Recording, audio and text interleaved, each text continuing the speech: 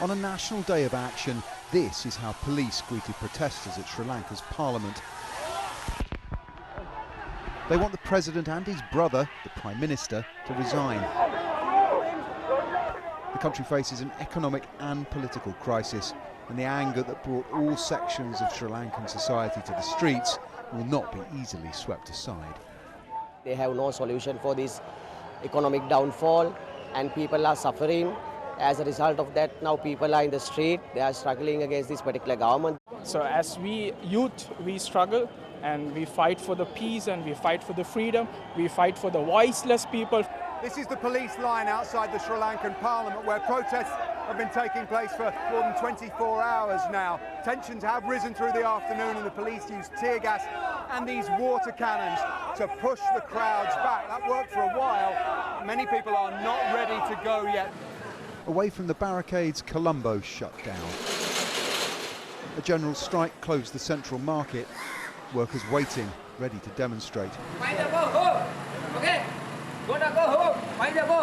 Public transport was closed too. The station crows, the only passengers. Fuel queues are a constant, however. Supplies of diesel and petrol, a precious commodity that the former energy minister, sacked for criticising government policy, says Sri Lanka may soon be unable to afford. In near future, we have a risk of being run out of all kinds of fuel.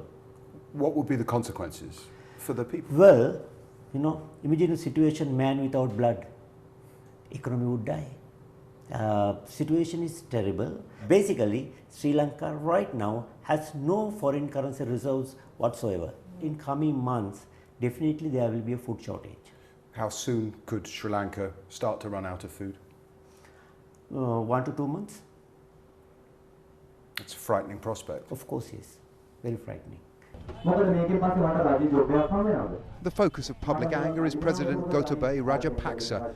Go home Gota is the slogan of the opposition movement, and there's been a protest camp outside his office for the past month, drawing young and old, poor and professional, all appalled at their country's descent.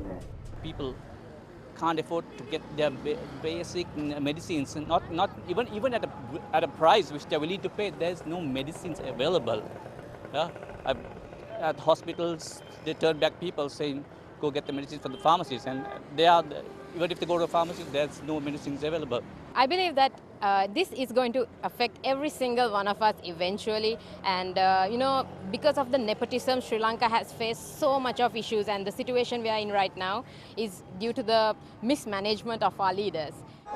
The president has now declared a state of emergency to control protests, but only outside help will stop the economy imploding. Paul Kelso, Sky News in Colombo.